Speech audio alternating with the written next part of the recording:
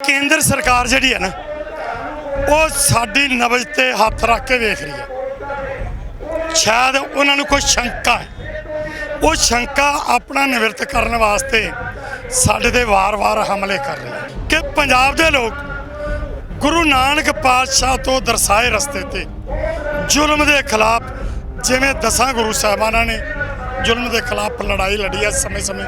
उस तो बाद बाबा बंदा सिंह बहादुर है, उस तो बाद समय समय दे साडे शहीदां ने लड़ाइयां लड़ियां ने तो वो लड़ाइयां असी लड़ते आ रहे हैं जुल्म के खिलाफ तो हुण भी डट के लड़। पंजाब ते नाल लगवा हरियाणा, इन्हां लोकां ते तजर्बा कर लो भी जे इन्हां लोकां नूं झुका रिहा ते बाकी देश के किसी भी सूबे विच मुड़ के कोई भी जड़ा साडे अगे अड़ नहीं सकेगा।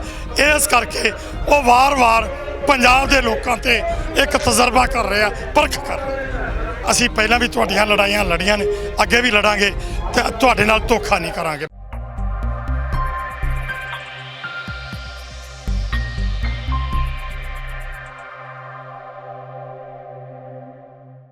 समय समय ते पंजाब दे बशिंदियां नूं टारगेट किया जाता रहा है क्योंकि पंजाब दे विच लगातार वो किरती लोग ने जिहड़े अपने हकों वास्ते शुरू तो ही जूझते आए ने।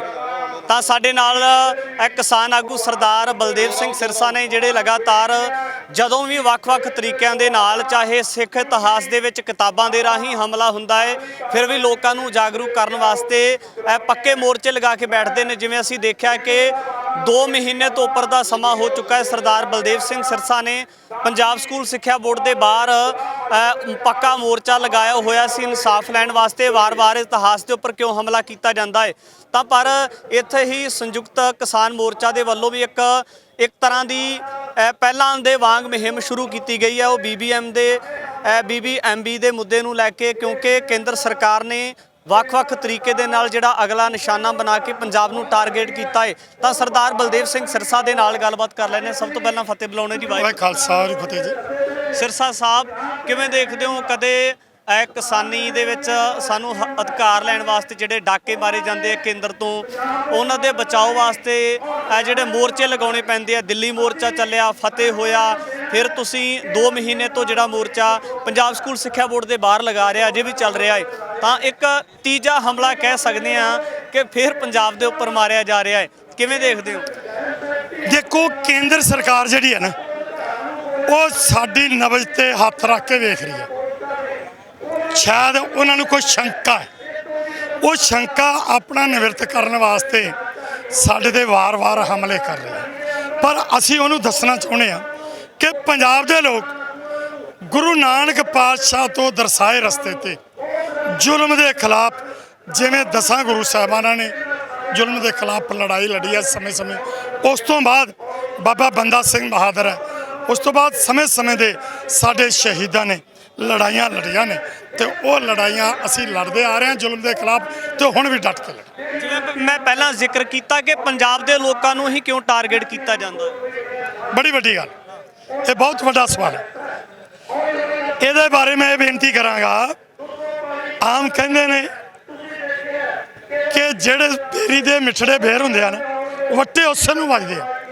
पंजाब दे लोग जुल्म दे अगे धौण नहीं चुकाउंदे। उन्हां दा मतलब ये आ कि पंजाब ते नाल लगवा हरियाणा, इन्हां लोकां ते तजर्बा कर लो भी जे इन्हां लोकां नूं झुका रिहा ते बाकी देश के किसी भी सूबे विच मुड़ के कोई भी जड़ा साडे अगे अड़ नहीं सकेगा। इस करके वो वार वार पंजाब के लोगों ते एक तजर्बा कर रहे हैं, परख कर रहे हैं। जे हुण आपां देखीए तां जिहड़ी अगली रूपरेखा होएगी, जिहड़ा रोड मैप होएगा आम लोगों वास्ते जिन्हां ने 1 साल तो वधेरे दा समां दिल्ली के बॉर्डरां दे उपर गुजारिया, उन्हां दे वास्ते रूपरेखा की है, किस तरह के फैसले लैण जा रहे हो? देखो फैसले पहला भी बड़े सोच समझ के लेंदे रहे, हुण भी फैसले सोच समझ के लै जाणगे। अज दा जिस तरह तुहाडे सामने है कि BBMB दा चंडीगढ़ दा इतिहास दा ते जिहड़े 9 दसंबर के मुद्दे सी उन्हां नूं लैके जिहड़ा वो अज असीं ਗਵਰਨਰਾਂ ਦੇ ਰਾਹੀਂ ਰਾਸ਼ਟਰਪਤੀ ਨੂੰ ਮੰਗ ਪੱਤਰ ਦੇ। ਕਿਤੇ ਨਾ ਕਿਤੇ ਸਿਰਸਾ ਸਾਹਿਬ ਇਹ ਨਹੀਂ ਲੱਗਦਾ ਕਿ ਲੋਕਾਂ ਨੂੰ ਖੰਡਾਉਣ ਵਾਸਤੇ ਜਿਹੜੀ ਕੇਂਦਰ ਸਰਕਾਰ ਹੈ ਉਹ ਪੰਜਾਬ ਦੇ ਲੋਕਾਂ ਦੇ ਸਾਹਮਣੇ ਜਿਹੜੇ ਜ਼ਿਆਦਾਤਰ ਘੱਟ ਗਿਣਤੀ ਲੋਕ ਨੇ ਜਿਹੜੇ ਪੰਜਾਬ ਪ੍ਰਤੀ ਸੁਹਿਰਦ ਨੇ ਉਹਨਾਂ ਦੇ ਸਾਹਮਣੇ ਤਮਾਮ ਚੁਣੌਤੀਆਂ ਜਿਵੇਂ ਇਤਿਹਾਸ ਵਾਲਾ ਮਸਲਾ ਹੋ ਗਿਆ, BBMB ਵਾਲਾ ਮੁੱਦਾ ਹੋ ਗਿਆ, ਤਾਂ ਜਿਹੜੀ ਇੱਕ ਕੇਂਦਰ ਨੇ ਕਮੇਟੀ ਬਣਾਈ ਸੀ ਜਿਹੜੀ ਜਿਨ੍ਹਾਂ ਨੇ ਇੱਕ ਫੈਸਲਾ ਲੈ ਕੇ ਜਾਣਾ ਸੀ, ਕਿਤੇ ਨਾ ਕਿਤੇ ਕਾਫੀ ਜ਼ਿਆਦੀਆਂ ਚੁਣੌਤੀਆਂ ਪੰਜਾਬ ਦੇ ਲੋਕਾਂ ਦੇ ਸਾਹਮਣੇ ਪੈਦਾ ਕੀਤੀਆਂ ਜਾ ਰਹੀਆਂ ਨੇ। ਬਈ ਚੁਣੌਤੀਆਂ ਮੈਂ ਪਹਿਲਾਂ ਬੇਨਤੀ ਕੀਤੀ ਆ, ਚੁਣੌਤੀਆਂ ਉਹੀ ਉਹਨਾਂ ਨੂੰ ਕੀਤੀਆਂ ਜਾਂਦੀਆਂ ਨੇ ਜਿਹੜੇ ਲੋਕ ਚੁਣੌਤੀਆਂ ਦਾ ਸਾਹਮਣਾ ਕਰਨਾ ਜਾਣਦੇ ਨੇ। ਪਹਿਲਾਂ ਉਹਨਾਂ ਤੇ ਪਰਖ ਕੀਤੀ ਜਾਂਦੀ ਆ, ਮੁੜ ਕੇ ਤੇ ਫਿਰ ਅਗਲਾ ਸੋਚਦੇ ਨੇ ਵੀ ਆਹ ਮੋਰਚਾ ਜਿੱਤ ਲੈਣਾ, ਅੱਗੇ ਕੋਈ ਨਹੀਂ ਰੁਕਣ ਵਾਲਾ। ਇਸ ਕਰਕੇ ਪੰਜਾਬ ਦੇ ਤਿਉਹਾਰ ਨੇ, ਪਰ ਪੰਜਾਬ ਦੇ ਲੋਕ ਜਿਹੜੇ ਨੇ ਬਿਲਕੁਲ ਠੀਕ ਠਾਕ। ਪੰਜਾਬ ਦੇ ਲੋਕਾਂ ਨੂੰ ਸੁਨੇਹਾ ਕੀ ਹੈ? ਪੰਜਾਬ ਦੇ ਲੋਕਾਂ ਨੂੰ ਇਹੀ ਸੁਨੇਹਾ ਕਿ ਅਸੀਂ ਪਹਿਲਾਂ ਵੀ ਤੁਹਾਡੀਆਂ ਲੜਾਈਆਂ ਲੜੀਆਂ ਨੇ, ਅੱਗੇ ਵੀ ਲੜਾਂਗੇ ਤੇ ਤੁਹਾਡੇ ਨਾਲ ਧੋਖਾ ਨਹੀਂ ਕਰਾਂਗੇ ਬਸ, ਤੇ ਨਾਲ ਤਗੜੇ ਹੋ ਕੇ ਸਾਥ ਦਿਓ। ਸੰਖੇਪ ਦੇ ਵਿੱਚ ਅਖੀਰ ਵਿੱਚ ਸਵਾਲ ਹੈ ਕਿ ਬਹੁਤ ਦੂਰ ਦਰੇਡੇ ਤੋਂ ਲੋਕ ਆਏ ਨੇ, ਸੋਸ਼ਲ ਮੀਡੀਆ ਦੇ ਉੱਪਰ ਬਹੁਤ ਵੱਡੀ ਤਾਦਾਦ ਦੇ ਵਿੱਚ ਕਾਲ ਦਿੱਤੀ ਗਈ ਹੈ। ਜਿੰਨੇ ਵੀ ਕਿਸਾਨੀ ਦੇ ਨਾਲ ਜੁੜੇ ਹੋਏ ਲੋਕ ਨੇ ਬਹੁਤ ਦੂਰ ਦਰੇਡੇ ਤੋਂ ਲਮੇਰਾ ਪੰਧ ਤੈਅ ਕਰਕੇ ਆਏ ਨੇ ਕਿ ਇਹ ਜਿਹੜੇ ਲੋਕ ਹੈ ਤਾਂ ਇਹਨਾਂ ਵਾਸਤੇ ਅੱਜ ਫੈਸਲਾ ਕਿਸ ਤਰ੍ਹਾਂ ਦਾ ਲਿਆ ਜਾਣਾ ਹੈ ਕਿ ਇਹ ਲੋਕ ਅੱਜ ਜਿਹੜਾ ਭਾਸ਼ਣ ਸੁਣ ਕੇ ਵਾਪਸ ਪਰਤ ਜਾਣਗੇ ਜਾਂ ਫਿਰ ਕੇਂਦਰ ਸਰਕਾਰ ਤੇ ਦਬਾਅ ਬਣਾਉਣ ਵਾਸਤੇ ਚੰਡੀਗੜ੍ਹ ਨੂੰ ਚਾਲਾ ਵੀ ਪਾਇਆ ਜਾਊ? ਨਹੀਂ, ਉਹ ਵੇਖੋ ਸਾਰਾ ਫੈਸਲਾ ਹੋਏਗਾ। ਉਹ ਤਾਂ ਅਸੀਂ ਧਰਨਾ ਸਾਡਾ 2 ਮਹੀਨੇ ਤੋਂ ਚੱਲ ਹੀ ਰਿਹਾ, ਤੁਹਾਨੂੰ ਪਤਾ ਹੀ ਆ, ਪਰ ਅੱਜ ਜਿਹੜੇ ਆਏ ਨੇ ਉਹ ਅੱਜ ਦੇ ਦਿਨ ਵਾਸਤੇ ਆ।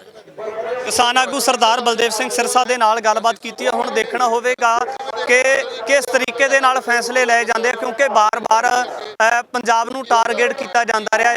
ਜਿਸ ਪੰਜਾਬ ਦੀ ਬਾਬਤ ਕਿਹਾ ਜਾਂਦਾ ਸੀ ਕਿ 90% ਜਿਹੜੀਆਂ ਕੁਰਬਾਨੀਆਂ ਉਹ ਪੰਜਾਬ ਦੇ ਲੋਕਾਂ ਦੀਆਂ ਭਾਰਤ ਨੂੰ ਆਜ਼ਾਦ ਕਰਵਾਉਣ ਵਾਸਤੇ, ਪਰ ਬਾਰ-ਬਾਰ ਇਸ ਤਰੀਕੇ ਦੇ ਨਾਲ ਪੰਜਾਬ ਦੇ ਕੁਦਰਤੀ ਸਰੋਤਾਂ ਨੂੰ ਖੋਹਣ ਤੋਂ ਬਾਅਦ ਇਸ ਤਰੀਕੇ ਦੇ ਨਾਲ ਜਿਹੜੇ ਕੁਝ ਸੂਮੇ ਪੰਜਾਬ ਦੇ ਕੋਲ ਬੱਚੇ ਨੇ ਉਹਨਾਂ ਦੀ ਵੀ ਲੁੱਟ ਖਸੁੱਟ ਕਿਸੇ ਨਾ ਕਿਸੇ ਤਰੀਕੇ ਦੇ ਨਾਲ ਕੀਤੀ ਜਾ ਰਹੀ ਹੈ। ਤਾਂ ਆਉਣ ਵਾਲੇ ਸਮੇਂ ਦੇ ਵਿੱਚ ਦੇਖਣਾ ਹੋਵੇਗਾ ਕਿ ਪੰਜਾਬ ਦੇ ਲੋਕ ਇਹਨਾਂ ਮੁੱਦਿਆਂ ਬਾਰੇ ਕੀ ਸੋਚਦੇ ਨੇ, ਕਿਸ ਤਰੀਕੇ ਦਾ ਸੰਘਰਸ਼ ਕੇਂਦਰ ਸਰਕਾਰ ਦੇ ਖਿਲਾਫ ਵਿੱਢਿਆ ਜਾ ਸਕਦਾ ਹੈ। ਧੰਨਵਾਦ। ਵਾਹਿਗੁਰੂ ਜੀ ਕਾ ਖਾਲਸਾ, ਵਾਹਿਗੁਰੂ ਜੀ ਕੀ ਫਤਿਹ।